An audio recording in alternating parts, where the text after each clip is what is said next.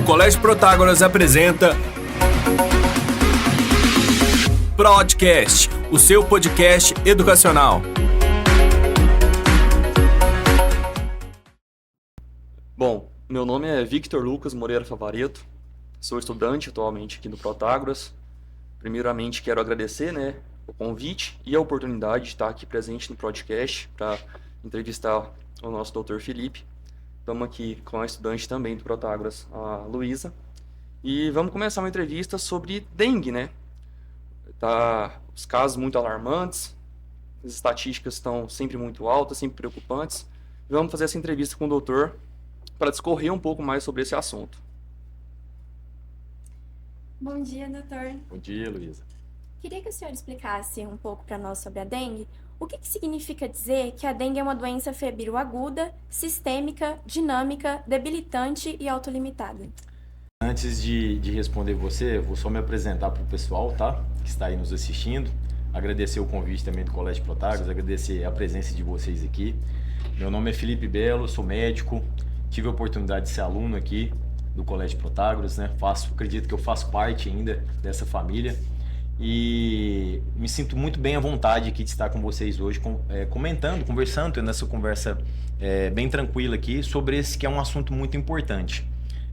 A dengue, Luísa, Vitor, é uma doença, como o Vitor comentou aqui, que tem um agravo muito, muito grande, principalmente por conta dessas estatísticas, Vitor? Então, hoje, nós temos mais de 300 mortes já aqui no estado de Goiás às custas da dengue, Esse dado, até a 8ª semana, ele estava em torno de 50, 60 mortes, sendo 6 realmente confirmadas, Nós possuímos os casos notificados e os casos confirmados, tá bom? Isso, em comparação ao mesmo ano do ano passado, só para vocês terem uma ideia, aumentou praticamente o dobro. Então, até a 8ª, 9ª semana do início do ano de 2023, a gente tinha 25 mil casos, certo? No mesmo período desse ano, nós temos 50 mil casos, que já atualmente hoje está acontecendo uma reunião da Secretaria do Estado, e hoje inclusive eu darei uma outra apresentação mais tarde para o nosso meio médico lá e já vou ter esses dados mais atualizados. Mas sim, realmente salta aos olhos, chama atenção, E o pior, a gente tem a comprovação que mata, a doença mata, tá?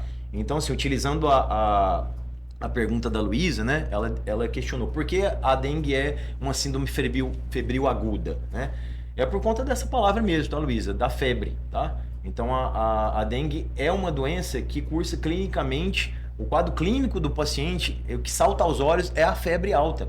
É uma febre que, às vezes, utilizando o antitérmico em casa, ela não passa. Principalmente naquele período ali dos 3 a 5 dias, o primeiro período. Às vezes o paciente está tomando ali um remedinho, um dipirona, um paracetamol e não passa, tá? Tanto que nos nossos consultórios, o paciente pediátrico, por exemplo, simplesmente a febre alta já é um indício para a gente ter uma suspeita de dengue, Até porque a criancinha às vezes não vai conseguir falar se está com uma mialgia, uma dor muscular, uma dor de cabeça. Então a febre para a gente é o que... principalmente nesse período, que a gente está no período de epidemia, é realmente o que chama atenção, tá? E aí a palavra aguda porque realmente é o início, A dengue ela tem 3 grandes fases, Uma fase aguda, uma fase que pode evoluir para a gravidade, que é realmente coincide inclusive com o período que termina a febre, tá? A defervescência que a gente chama, Que é em torno do 5º dia, e depois, passando esse período, a gente tem um período de recuperação, E aí já vem a palavra autolimitada, Por que autolimitada? Porque é uma virose que se vai, ela passa o quadro clínico dela de torno de 7 a 10 dias, Então, nesses 3 períodos, então, em torno do 7º, 8º, 10º dia, ela já está naquela fase de recuperação. Então, ou seja, como a gente não possui uma cura durante esse curso clínico, a gente trata os sintomas, a gente preserva para que aquele paciente não evolua com a gravidade, para que a gente consiga ter esse controle maior, Mas ele vai decorrer desse período de qualquer forma. A gente conhece que ela é limitada. Limitada a quantos dias? 1 mês? 45 dias? Não, ela é limitada, ela é autolimitada praticamente nesses 8 a 10 dias, tá?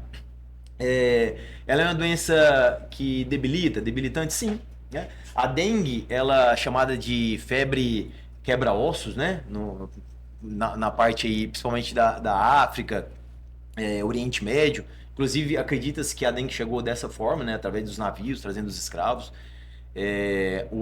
A primeira epidemia que teve, a grande primeira epidemia que teve aqui foi por volta dos anos 80, 81, 82 em Roraima. Depois nós tivemos uma em 86 no Rio de Janeiro e Nordeste. E a partir daí a dengue realmente fez parte do nosso país, né, por conta do clima, por conta desse verão chuvoso, né, e aí aumenta realmente os casos. A febre quebra-ossos, né, e o próprio Aedes aegypti, ele traz essa assimilação também de odioso do Egito. É o significado do Aedes aegypti, né? Então, Egipte de Egito, Aedes de odioso. Então, o mosquito é o odioso do Egito. Por quê? Porque aí ele transmite essa febre quebra-ossos. Então, a gente tem que odiar esse mosquito, realmente, né? Por isso ela é bastante debilitante. Até a palavra dengue, né, vem de dengoso, de manha, né, de melindre. Isso aí veio por conta dos primeiros casos, né, que foram na Europa, no século XVIII, finalzinho do século XVIII, começo do século XIX. Então, esse termo veio de um cunho espanhol, tá? Que veio realmente melindre, manha, né, faceira, essa semântica aí dessa palavra que trouxe o nome dengue, né? De lembrar que o paciente ele fica prostrado, fica naquela moleza, né? Ficar só quieto. Então a gente acabou falando que o paciente está dengoso, né? Mas a gente não pode refletir esse dengo, né? E esquecer de tão alarmante e preocupante que pode ser essa doença, porque pode evoluir para uma gravidade. Cara, que bacana.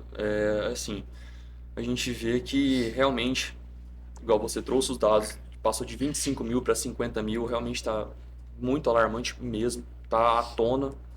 E assim, aproveitando tudo isso que você disse, vou fazer um gancho para te fazer uma pergunta. E assim, existe um determinado grupo de risco que pode evoluir para a gravidade dessa doença? Muito bacana isso aí, tá, Vitor?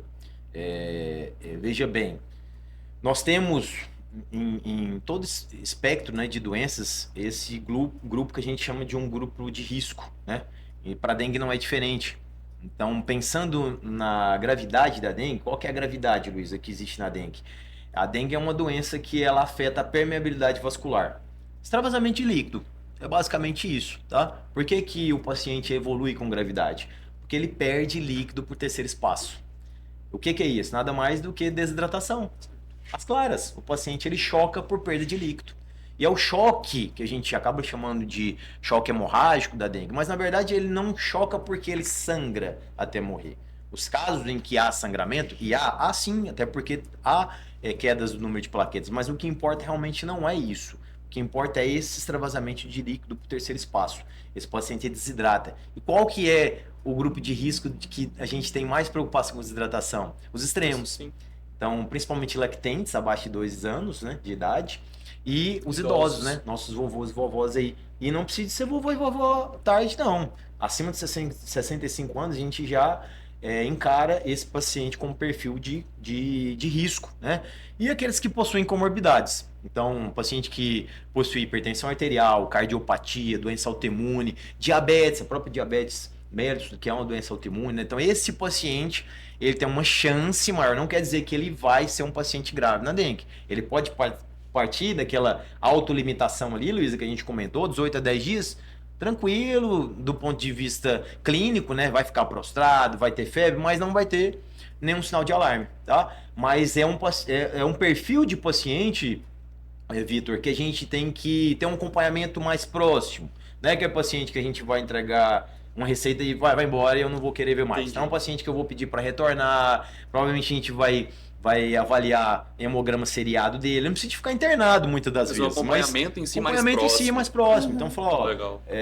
Vovô, vovó, vamos, ou pra criancinha, né? Vamos fazer um hemograma programado para amanhã, ou de 2 em 2 dias, pra gente verificar como é que está isso, né? Pra gente não deixar chegar ao ponto dele ter aquele sinal de alarme para ele procurar o consultório. Então, esse é o grupo de risco. É um grupo mais favorável, né, que a gente chama, um grupo mais favorável a ter eventos de gravidade. E doutor, que interessante, você citou, né, o quadro de desidratação. Por isso que é muito importante a gente evitar medicamentos como a aspirina, né? Sim, sim. O fato muito importante ressoa, né? Aí é a questão dos anti-inflamatórios não esteroidais, né? Sim. E do AS, né? Nossa aspirina, o famoso acetilsalicílico. O porquê disso? Os dois grupos, tanto o AS, que é um antiplaquetário clássico, né? A gente utiliza ele realmente para isso, né? O pessoal costuma usar que é para raliar o sangue. O anti-inflamatório também. O anti-inflamatório, dentro da parte que entra dentro do metabolismo, dentro do organismo, esses anti-inflamatórios não esteroidais, diclofenaco, o Voltaren, né, que é o diclofenaco e outros, mesolida, né? Esses medicações, eles inibem as COX, que são as ciclooxigenases. E uma dessas vias também é antiplaquetária. Então, tanto eles quanto o AS inibem a parte antiplaquetária. Então, veja bem, as plaquetas do paciente que está dengoso, do paciente que ele tem plaquetas baixas. A maioria deles, mais de 50% dos pacientes, a gente já possui evidência na literatura que vão ter queda de plaqueta. Agora, o que essa queda de plaqueta é ruim? Porque se ele tiver um sangramento, a plaqueta não vai... Aquelas plaquetas, elas estão funcionais. Elas funcionam, Vitor. Elas funcionam, Luísa. Elas conseguem inibir. Agora, veja bem, se você tem 150 mil plaquetas acima, que é acima do valor de referência, você vai ter, obviamente, um controle de sangramento melhor do que quem tem 30 mil plaquetas, né? Mas a questão... Então, por isso, esses medicamentos, a gente acaba... contraindicando, porque a gente não sabe se aquele paciente vai evoluir para um sangramento ou não, que é um sinal de alarme, tá? A relação de desidratação não vem realmente diretamente ao uso da medicação. Ela vem por aquela questão que a gente falou da própria fisiopatologia, que é aumento da permeabilidade vascular. O vírus, ele vai causar isso no seu curso dentro da imunologia do paciente, né? O sistema imunológico, ele travando aquela batalha para vencer o vírus, ele vai ocasionar um aumento de permeabilidade do vaso, de todos os vasos do corpo. E é isso que vai causar a desidratação. Agora, imagine você, um paciente que está desidratado e ainda que tem um sangue com comprometimento daquele sistema de controle do sangramento... Tendencioso a desidratar mais ainda. Então, né? Aí vai ser um paciente que, além de desidratar, não vai conseguir conter o sangramento.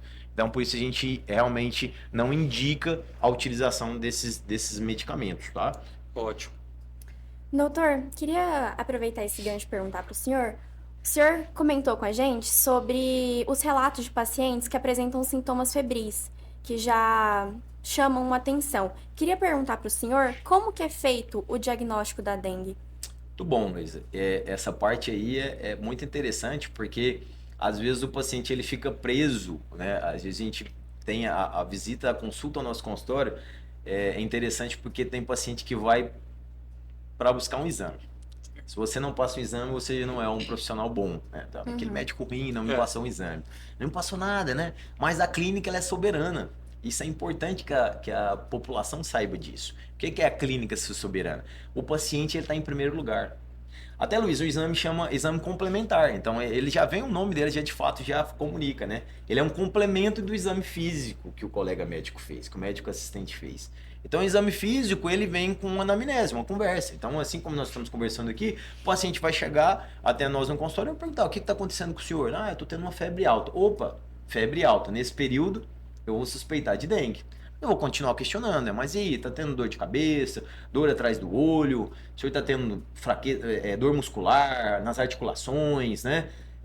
Usou alguma medicação e continuou tendo febre? E as perguntas que a gente vai ver, e nós vamos examinar esse paciente, vamos tocar o paciente. A gente vai examinar, a gente vai coletar sinais vitais, a gente vai coletar dados que possam falar a favor do que ele está conversando conosco. E aí sim, a gente vai pensar em um exame complementar, não obrigatoriamente para a gente fazer o diagnóstico, mas sim para a gente ter como é que esse paciente está agora, porque se ele vier a piorar, ou se for aquele grupo de risco, eu tenho uma comparação se ele está piorando ou não, na parte clínica e na parte laboratorial. Que veja bem, se o paciente está piorando da fase clínica, o que se espera da fase laboratorial? É que ele também piore, não é isso? Que tem um paralelismo. Mas pode acontecer não.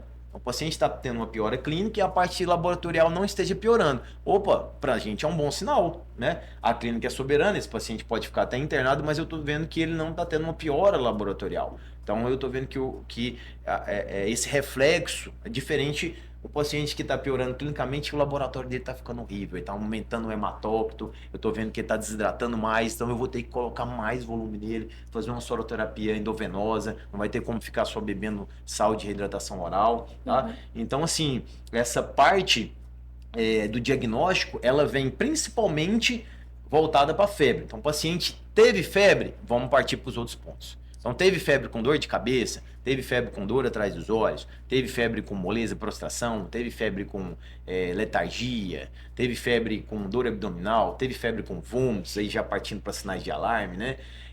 Então, basicamente a síndrome febril aguda, uma febre que começou agora, associada a esses outros sintomas, tá? Que a gente comentou, dor de cabeça, dor atrás dos olhos, dor, que é o que mais acontece, essa dor no corpo, né? Dor no músculo, dor nas articulações, tá bom?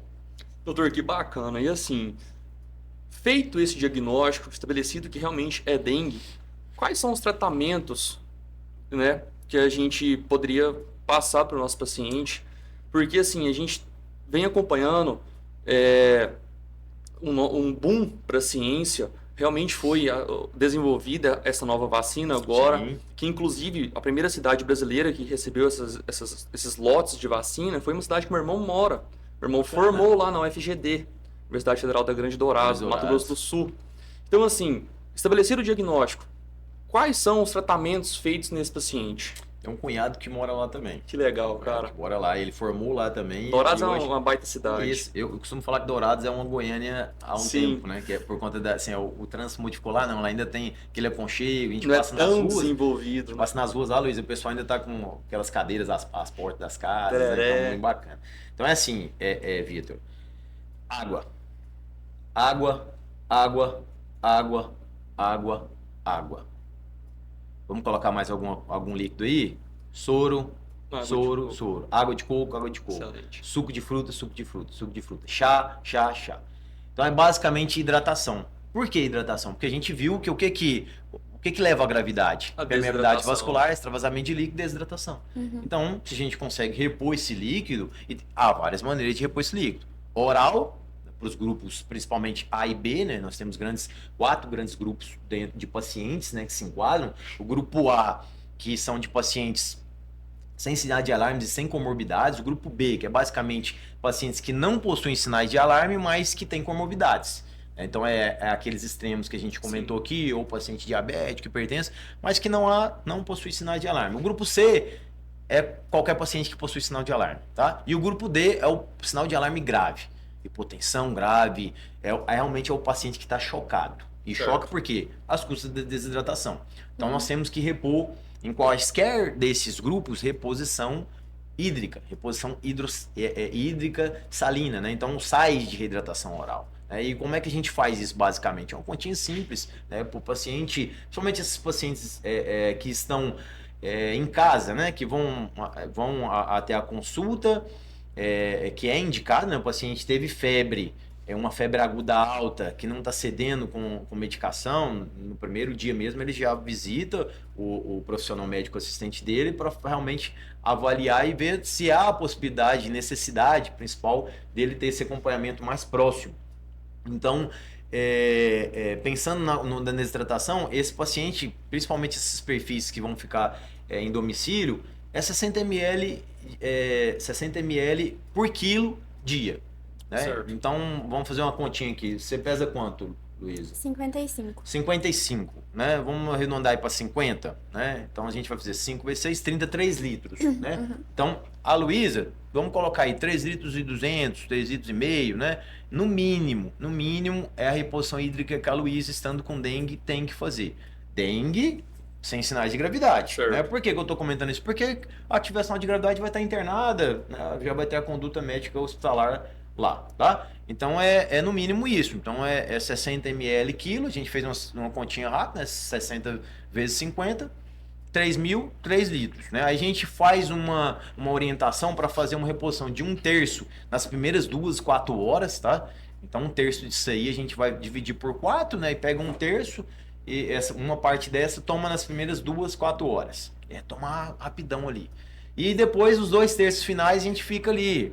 Fala, ó, esse primeiro terço, tenta utilizar de sal oral, né? Faz um sorinho caseiro ou compra um pacotinho, dilui para 1 litro e toma em casa. Ou se não, vamos fazer com outros soros que já são prontos, tá? Que vendem na farmácia. Mas é importante que esse um terço seja feito ali de forma mais agressiva, tá? E mais agressiva ainda na pediatria. Então, pacientes com menos de 13 anos, a gente continua com essa continha, só que a gente fala, ô mamãe, vamos dar esse um terço aqui na primeira hora, no máximo em 2 horas. E aí o restante, os 2 terços, vamos beber água de coco, vamos beber Gatorade, né? Esses isotônicos, né? Pode ser continuar com soro, pode ser água, bastante água, suco de fruta, tá? Fica nessa proporção. Mas o importante é beber líquidos, beber principalmente líquidos, água, tá? Em posição hídrica. E não podemos deixar de comentar de repouso, né? A gente comentou aqui que o mosquitinho é o odioso do Egito, a doença também é a odiosa, né? De Goiânia, de Goiás, do Brasil. A gente não quer que essa quebra-ossos, que o paciente sinta-se assim. E mais, o paciente... pense vocês, vamos fazer uma comparação aqui. Você correu uma maratona de 42 km. Mesmo que você vá se hidratando, né? Ao final desse percurso, a pessoa não vai estar desidratada? Vai. Então, o que ela vai fazer depois que ela corre a maratona? Ela vai descansar. Nenhum maratonista aí ganha uma maratona ou termina uma maratona e vai pro boteco encher a cara de cerveja. Com certeza. Exige muita energia do corpo. Exige. Principalmente sem a desidratação. Exatamente, para repor esses líquidos, né? Então ele vai ficar de repouso, ele vai se hidratar bastante. Então no curso de qualquer doença, a dengue não é diferente, o paciente necessita de repouso. E é o repouso absoluto. A gente brinca, falou assim, é da cama pro sofá, do sofá pra cama, do sofá pra cama, da cama pro sofá. No máximo para tomar um banho, vai ficar em pé ali, para a questão de higiene corporal, tá? Excelente. Então basicamente esses 2 pilares, hidratação em primeiro lugar, associado com repouso. Doutor, o senhor estava comentando sobre como a gente consegue ter cuidados caseiros, mas acho que o mais importante, como que a gente consegue fazer esse controle do mosquito da dengue? Como que a gente consegue evitar esse contágio? Luiz, aqui eu acho que a gente fecha esse bloco, né, das principais dúvidas que a população geralmente possui. É importante a gente observar o seguinte: você já assistiu que tem pouco ou muito mosquito? Muito mosquito. Com certeza. Uma curiosidade aqui. A fêmea, e por que a gente fala fêmea? Porque a fêmea é quem pica. Uhum. Quem pica, nosso. Por que ela pica? Porque ela precisa das proteínas do sangue na via de produção dos ovos, da ovoposição. Ela precisa dessas proteínas, certo? Então, sem proteína do sangue, ela não consegue fazer os seus ovos, ela não consegue ovopor. Então, é a fêmea que vai causar o transtorno. Ela que é a odiosa, na verdade, né? Do Egito. Ela tem um ciclo de vida, né? O Aedes, ele tem um ciclo de vida de aproximadamente 45 dias, tá? Durante os 30 dias iniciais, ele tem aquela característica rajada, tá? Depois ele perde, é como se ele descamasse, ele fica parecendo um pernilongo normal. Então tem esse dado aí que pouca gente sabe, tá? Então, assim, a gente acaba vendo mosquito, não sei se esse mosquito, vou perguntar para ele aí, quantos dias você tem? Já tem 30, 35, 45 dias? Já tá perto de morrer? Então, durante esse ciclo de 45 dias, ela consegue colocar até 450 ovos. Olha isso. Nossa. Se cada ovinho desse virar um mosquito... É muito preocupante mesmo. São muitos mosquitos. Quase incontrolável. E mais, se essa fêmea estiver infectada, se ela estiver ido lá, picado um doente que está com dengue, ela vai adquirir o vírus, né? Junto com o sangue vai vir um vírus. Se ela estiver infectada, a literatura mostra que até 60% desses ovos já vão nascer um mosquitinho, um Aedesinho, odiosozinho, já prontinho para infectar um outro doente. Então ele não vai precisar de picar alguém que está doente para passar para o outro, tá? E assim, durante o dia, são até 5 pessoas essa mosquitinha pode picar, tá? Vai encher, obviamente, não vai ter a saciedade, não vai picar mais. Então, até 5 pessoas. ela pode voar até 100 metros de distância. Então, assim, a preocupação com a questão, já indo nas medidas profiláticas, né, que você questionou a gente para lembrar aí, Luísa, é assim, a gente retirar a sujeira de lote, da casa nossa, tá? 90% dos mosquitos estão onde? Em casa. Então, o mosquito, ele é um animal, né? É um artrópode. Por isso que a dengue é uma arbovirose, que é transmitida por artrópode.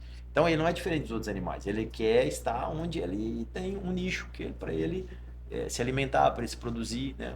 Um nicho ecológico dele. E isso ele encontrou nos grandes centros, né? A urbanização, o crescimento populacional, retirou esse mosquito das matas e trouxe ele para a vida urbana. Urbanizou Então, basicamente ele mesmo. urbanizou ele. Então, é um mosquito que anda de ônibus. É um mosquito que... Sofisticado mesmo. Então, é um mosquito urbano. Ele perdeu, inclusive, Luiz, aquela questão de, ela só gosta de água limpa. Não, é uma porção de piscina suja aí, de tampinha com água suja. Lá também pode ver que vai ter larva, tá? O que já requer muita atenção, né? Muita atenção. Então, é basicamente Isso dá a isso. conscientização dos agentes de saúde irem nas casas, Perfeito, conscientizarem. Luísa. Então, o primeiro método que nós temos de profilaxia é realmente isso, que a população, seja participativa junto com os agentes comunitários de saúde das medidas de prevenção, tá? E é importante que elas ocorram principalmente fora da sazonalidade da dengue. Veja bem, de outubro de um ano até maio de outro, nós estamos vivendo isso, né? Que nós estamos no mês de março, até maio aqui, a gente tem um período de sazonalidade, que é um período endêmico e epidêmico. Que é o ápice mesmo. É o ápice. Né? Então, fora esse período de inverno, a fêmea ela encontra mais dificuldade para ter a ovoposição, o clima, né? Essa temperatura mais amena, os ovos demoram mais para eclodir, então ela acaba dificultando esse ciclo dela. Ela prefere, obviamente, a proliferação ocorre muito mais, até por conta da questão da água, nos períodos chuvosos, tá? Então, nesse período, que é o período interessante para a gente tampar as janelas, né? Colocar cortinas, colocar telas nas janelas, tampar, vedar a caixa d'água, limpar calhas, limpar laje das nossas casas mesmo, né? Às vezes tem uma laje que fica exposta ali, pode fazer um desnível e ter uma pocinha de água, a própria calha, né? Que às vezes junta folha ali e acomoda um pouquinho de água ali. Então é este o momento para a gente fazer isso. Utilização de repelentes, tá? Mas assim, não adianta a gente fazer isso durante o período de epidemia. Por que eu fiz questão de colocar o verbo não adianta, né? Negativo, não adiantar. Porque a densidade populacional de mosquito é muito maior. Com certeza. A gente tem, a cada 45 dias, reciclando novos mosquitos, 450 ovos nascendo e as fêmeas picando. Então, assim, não tem como a gente combater o mosquito durante esse período. Dele, né? Não há. Isso não há. E a gente vai ter que controlar os pacientes, principalmente aqueles pacientes suscetíveis, que são aqueles extremos. A gente tem que ter cuidado com isso, tá? Então, por isso que é muito importante a gente ter essa medida de controle individual, pessoal, nas nossas casas, né? E em controle ao mosquito também, o fumacê, principalmente naquele período fora a sazonalidade. Mas é basicamente isso, a gente controlar, retirar das nossas casas o que pode virar um criadouro, né? Que são objetos, utensílios que podem apossar água, né? Possa tornar a água parada. Uso de repelentes, uso de combates ao mosquito na estrutural, né? Então fechar janelas com telas e tudo mais, dessa limpeza, né? Vedação de caixa d'água, de casas. Em resumo, não deixar água parada em nossas residências. A gente fazendo a nossa parte e podendo denunciar, por exemplo, existe canal de denúncia anônima, né? Que a gente pode olhar e falar, ó, meu vizinho tem um lote aqui, tá, não sei nem de quem que é, tá parado, mato alto, provavelmente vai ter poça de água ali, pode ter até objeto, utensílio ali que está jogado lá, nunca mais veio aqui. O sistema de vigilância, tá, sanitária, ele vai fazer uma visita, vai notificar, vai até adentrar essa casa com mandado para tentar retirar esses objetos que estão ali e combater essa proliferação desse mosquito, tá bom? Que bacana. Tá bom. A gente não pode deixar de comentar sobre a vacina, tá? Que o Vitor comentou, entra dentro de uma medida de profilaxia, entra sim, tá? Nós temos, inclusive, essa prerrogativa de ser o único país, né? O Brasil é o único país que oferece gratuitamente esse imunizante, tá? E aí agora a dengue passa a ser uma doença que tem um controle, né? Ela é imunoprevisível. Então ela está dentro do calendário anual, tá? É obrigatório nacional de vacinação.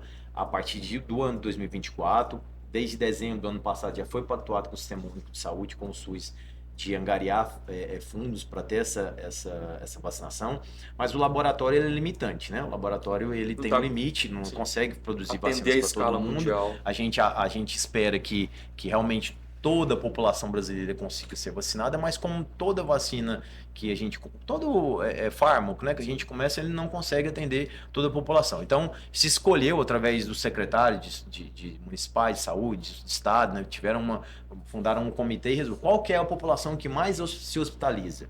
População de 10 a 14 anos, Luiz. Então, essas crianças de 10 a 14 anos é a população que mais é hospitalizada.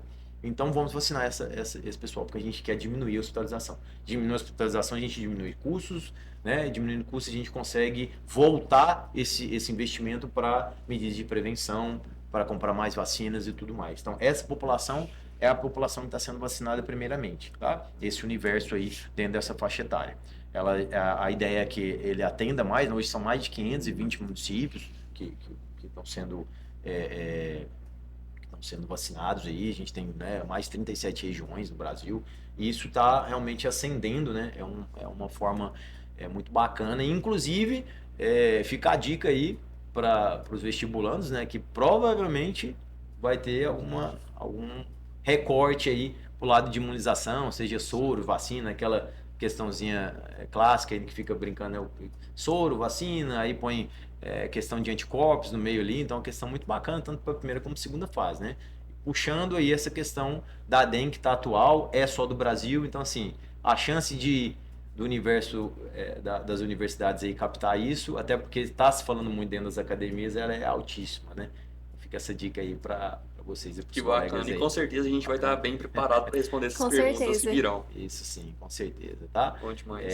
Eu deixo aqui aberto se vocês tiverem mais algum questionamento para fazer, né? Acho que foi bacana, né? Foi bacana demais. Trocar uma ideia aqui, alertar pro pessoal, né? Vamos levar para as casas, né? Vamos levar essas informações para cá. Vocês viram, né? A gente teve um bate-papo aqui rápido, tranquilo, e a gente com informações, né? Às vezes eu coloquei um pouquinho de informação estatística por estar do lado de cá, né? Do lado realmente que atende. Então a gente tem realmente acesso a essas informações mais atualizadas, mas assim, basicamente a gente conseguir orientar nossos familiares e tudo mais, né? Expandir isso aí para que a gente consiga vencer ano a ano essas epidemias aí dessa doença aí que é tão ruim, tá? Sim, igual o senhor falou. Se a gente conseguir conscientizar o maior número de pessoas, os casos, se Deus quiser, caem, né? Isso mesmo. Muito obrigado. Muito obrigada por vocês aqui, tá? Estimo aí sucesso muito na caminhada de vocês aí, tá? E continuem que pode ter certeza que ele virá. Já deve estar pertinho aí. Tá bom? Grande abraço a vocês aí. Tudo de bom. Valeu. Tudo de bom pro pessoal aí também, tá? Fiquem com Deus. Valeu. Podcast, o seu podcast educacional.